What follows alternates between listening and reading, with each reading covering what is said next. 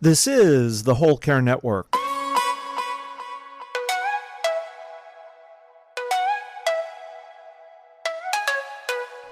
Helping you tell your story one podcast at a time. Content presented in the following podcast is for information purposes only. Views and opinions expressed in this podcast are solely those of the host and guest and may not represent the views and opinions of the Whole Care Network. Always consult with your physician for any medical advice, and always consult with your attorney for any legal advice. And thank you for listening to the Whole Care Network.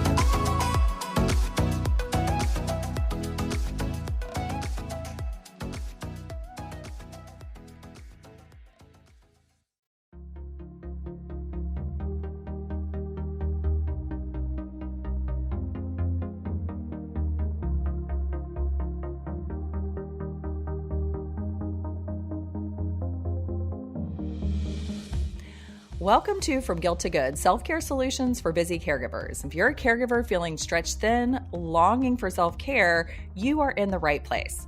I'm Jeanette Yates, your fellow caregiver, and today we're going to explore a breakthrough framework that I've developed to transform your self-care and what I'll be teaching in the upcoming Empowered Self-Caregiver Cohort beginning in January 2024. Let's dive into our journey with the C.A.R.E Framework. Okay, so just a little background first.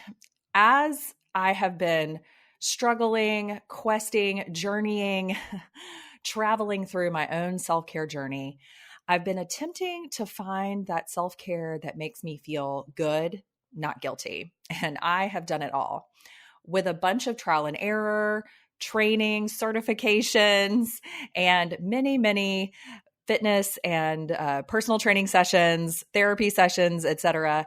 I've learned what it takes to create a sustainable self-care practice that caregivers like me and you can use even in the midst of the ups and downs of caregiving. In fact, it's what I'm currently using right now to get through a period of time where I have two parents in two different hospitals. It's pretty chaotic. It's the holiday season, and I am still using this framework, these same steps to navigate my own self-care in the midst of this. So I just want to tell you a little bit about the C.A.R.E framework. So I developed it based on all of my experiences over the last 20 years, things that when looking back on my journey, I realized that I had done to get me to this place where I really feel like I can adequately take care of myself. But more than that, I can do it in a way that's sustainable and actually makes me feel good, not guilty. And that is why I wanted to teach it to other caregivers like you.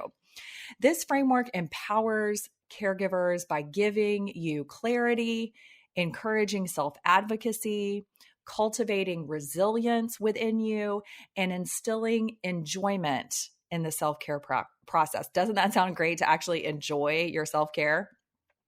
So let's go through what letter in C.A.R.E actually means. Of course, there's always going to be some meaning behind the words, right? So the first letter is C. It stands for clarity. And in this part of the framework, we learn all about ourselves. We cultivate clarity by gaining self-awareness. This is the first step in our journey. It's something that has to be done before anything else. And during this phase, we are focusing on understanding our own needs, our desires. We take a look at what limiting beliefs we might have about ourselves. We find the physical and emotional capacity that we have, and we get really honest about it. And we also tap into our strengths. So in the clarity piece of the framework, we are really getting honest with ourselves so that we can have clarity. And that is the foundation of all of the rest of the self-care process.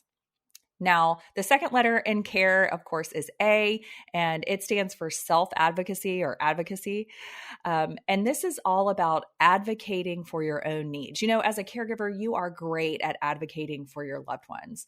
But if you do not advocate for yourself, chances are no one is going to do it for you, even though you do have people telling you all the time, take care of yourself. Don't forget to take care of yourself.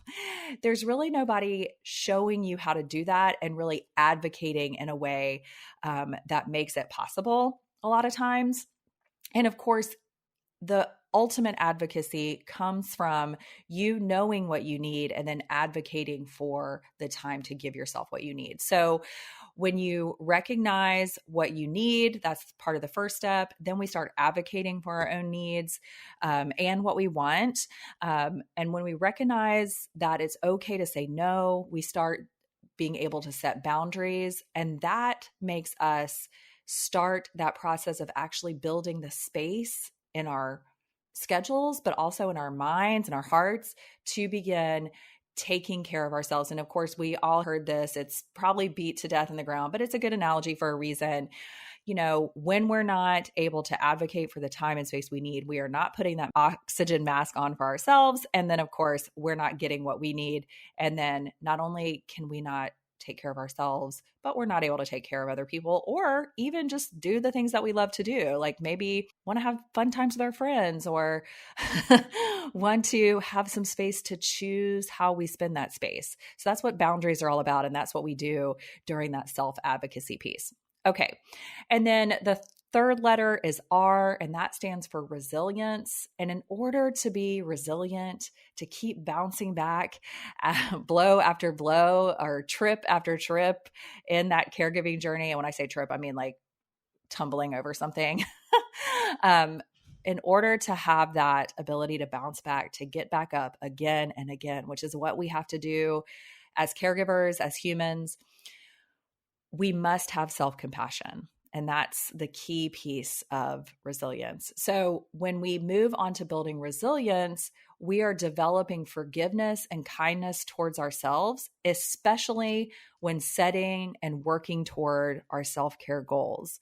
So yes, in the Empowered Self-Caregiver Cohort, we will be setting goals for self-care. Sometimes that's nutrition related, sometimes that's fitness related, sometimes that's organization related, like, you know, house cleaning. I don't know. Lots of different goals that we might have, maybe spending more time with friends and family. But we strive for consistency, not perfection. And we always, always, always practice goals with grace. So life doesn't always pan out the way we want, we intend, and especially in the caregiving journey, I can't tell you.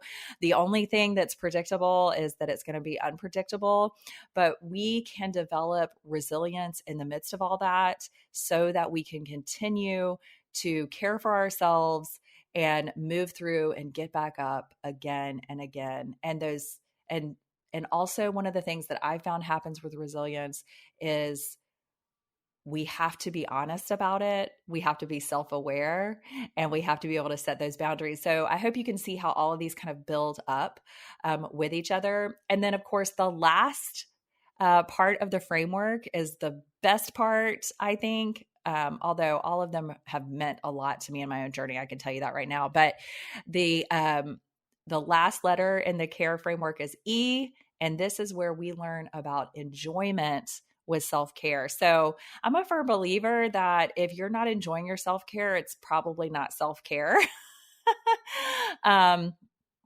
The enjoyment phase is all about understanding and embracing ways to look after our own physical, mental, and emotional needs. It's about finding joy and satisfaction in our self-care and lives beyond our caregiving roles. Because listen, yes, you are a wonderful caregiver. And maybe even you feel like you've dedicated your life to caregiving. That is awesome. But know that you are more than just who you are to other people. Whether your caregiving role is for your parents, your children, your best friend, you are still a person beyond that role. And so I want to help you learn who you are, become more self-aware of who you are beyond that role, and then learn how to enjoy being someone, being who you are, being who you already are. You're already good enough. You're already enough. But what if we learned how to enjoy who we are outside of our role and feel good, not guilty, right? So the C.A.R.E framework really propels us as caregivers to journey toward that freedom from guilt. We get increased confidence and we get to enjoy and have energy in that life beyond caregiving. And I know sometimes it's hard to think about life beyond caregiving outside of your caregiving role, especially when you're the only one. But I do think it's really important for you to remember who you are as a human being. What sparks joy in you? What does not make you feel guilty, but what brings you that good instead? And so that is what the Empowered Self-Caregiver Cohort is for. It's to help you learn this framework so that you can create your own sustainable self-care practice. You get to decide what you want to do and how you want to do it. You get to decide what makes you feel good and not guilty. And understanding the C.A.R.E framework is the first step towards adopting that holistic approach to self-care that I think is crucial. It's not just the way you eat. It's not just the exercises you do. It's not just another thing on your plate. Self-care, listen. If you, one of my favorite podcasters say, if you've gone away from me, come back. Listen, this is very important. Self-care is not something else to put on your plate that is already too full. Self-care is the plate that allows you to do those things. Okay?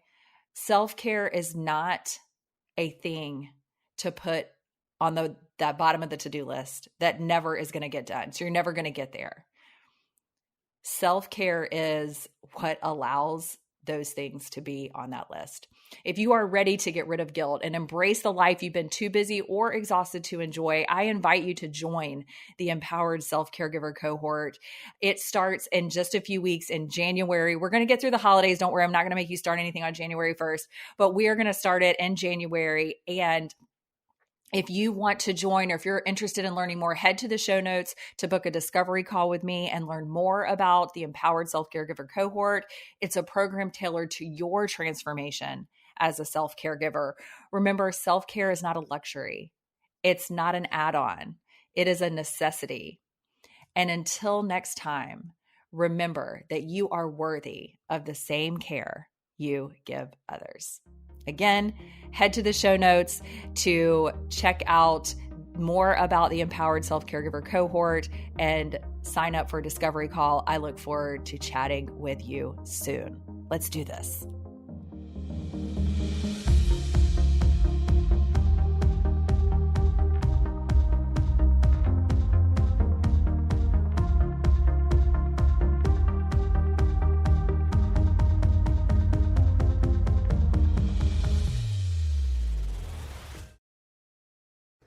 This is the Whole Care Network.